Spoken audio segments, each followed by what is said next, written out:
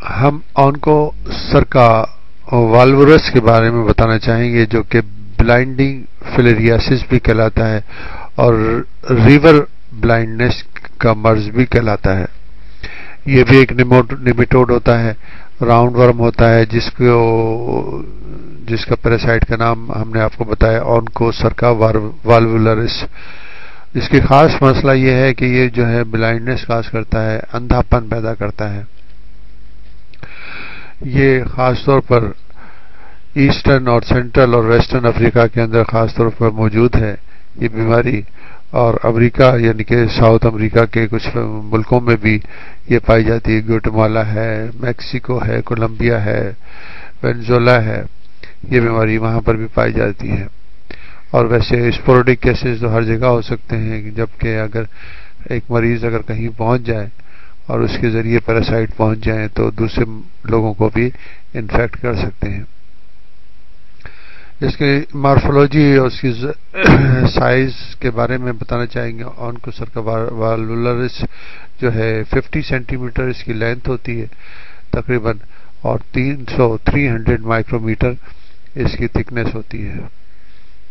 میل ورم جو ہے عام طور پر جیسے سارے پیراسائٹ ہیں ان کا ورم جو ہے اسمال سائز کا ہوتا ہے۔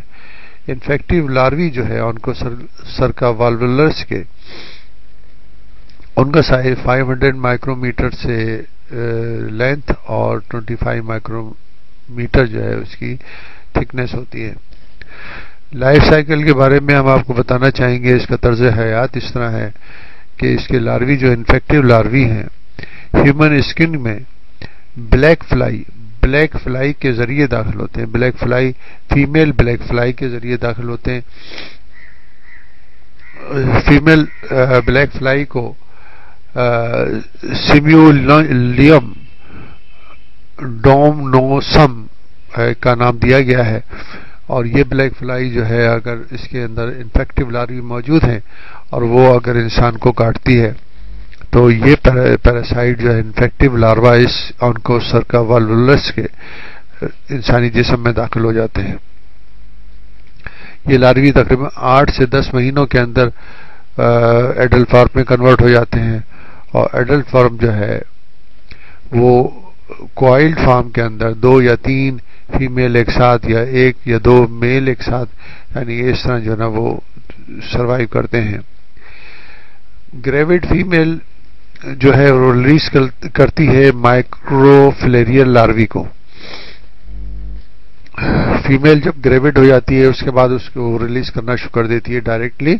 یہ لاروے جو ہے یہ ریلیز کرتی ہے اور وہ ڈسٹریبیوٹ ہوتے ہیں اسکن کے اندر۔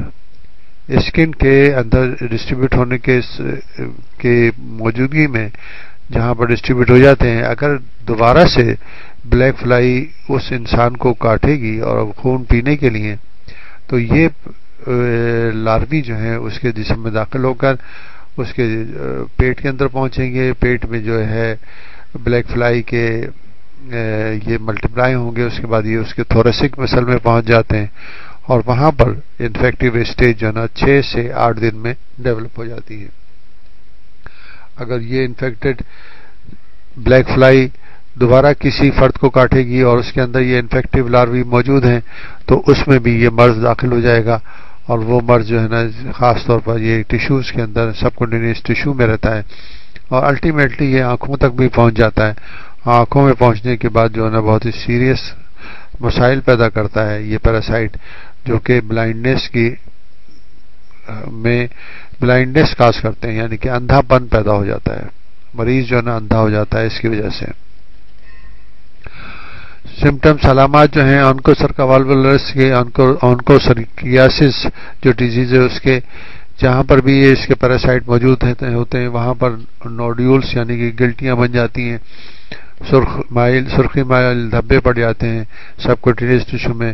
کرونک انفلیمیٹری ریسپانس جب ہوگا تو وہ ورم جو ہے جہاں جہاں چلتا ہو جائے گا وہاں پر انفلیمیشن یعنی کہ سوجن اور سرخی نمودار ہوگی۔ یہ اس کا انکیوبیشن جو پیریڈ ہے پیراسائٹ کے انٹر ہونے سے اور بیماری کے پیدا ہونے تک یہ 10 سے 12 مہینے کا ہوتا ہے۔ تو لوگوں کو یاد بھی نہیں ہوتا کہ کس وقت، یعنی 1 سال پہلے ان کو کسی بلیک فلائی نے ان کو بائٹ کیا تھا یا اس قسم کا کوئی مسئلہ ہوا تھا، وہ تو بھول چکے ہوتے ہیں اس چیز کو، اور وہ بیماری ظاہر ہوتی ہے۔ بلڈ کے اندر ایزونوفیلیا نظر آتا ہے، جسم کے اوپر ارٹیکیریا یعنی ریشز نمودار ہوتے ہیں۔ اگر آنکھیں انوالو ہو جائیں اور وہاں پر مائکروفلیریا جو ہے نا ٹریپ ہو جاتے ہیں تو وہ کارنیا کے نیچے جو ہے نا مائکروفلیریا نظر آتے ہیں۔ کورائی پلیکسس کے اندر کورائی میں بھی مائکروفلیریا پہنچ جاتے ہیں۔ آئرس اور اینٹیئر چیمبر میں مائکروفلیریا پہنچ جاتے ہیں، جس کی وجہ سے فوٹوفوبیا یعنی کہ جو چمک آنکھوں میں بہت زیادہ لگتی ہے، روشنی کی فوٹوفوبیا لگتی ہے، لیکریمیشن ہوتی ہے، آنکھوں سے آنسو بہنے لگتے ہیں، اور الٹیمیٹلی جو ہے بلائنڈنس کاز ہوتی ہے، اندھا پن پیدا ہو جاتا ہے۔ یہ اس کی علامات ہیں، جس کے لیے ہم نے آپ کو بتایا کہ یہ بہت ہی خطرناک قسم کا پیراسائٹ ہے، جس کی ذریعے آپ کو معلوم ہونا چاہیے اگر آپ ان علاقوں میں سفر کریں جہاں پر اس کی موجودگی ہے تو اس کے بچنے کے لیے ضروری ہے کہ آپ بلیک فلائی کے کاٹنے سے بچیں، اپنے آپ کو بچائیں۔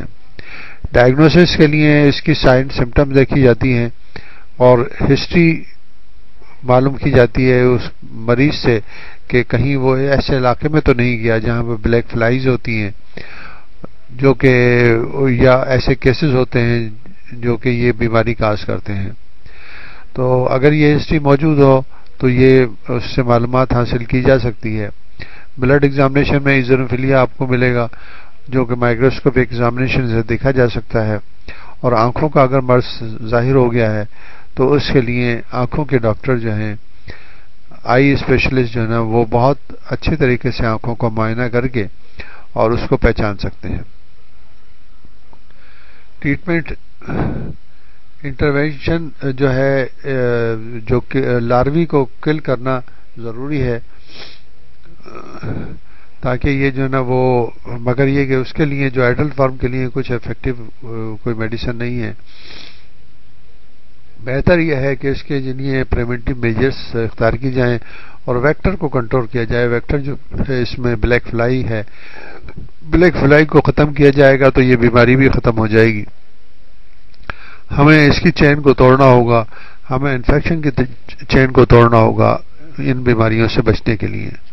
جب انفیکشن کی چین ٹوٹے گی تو بیماری بھی رکے گی۔ تو بہتر یہ ہوگا کہ اس کی آگاہی کو حاصل کر کے، اس کی معلومات کو حاصل کر کے ہم اس کی انفیکشن کی چین کو توڑ دیں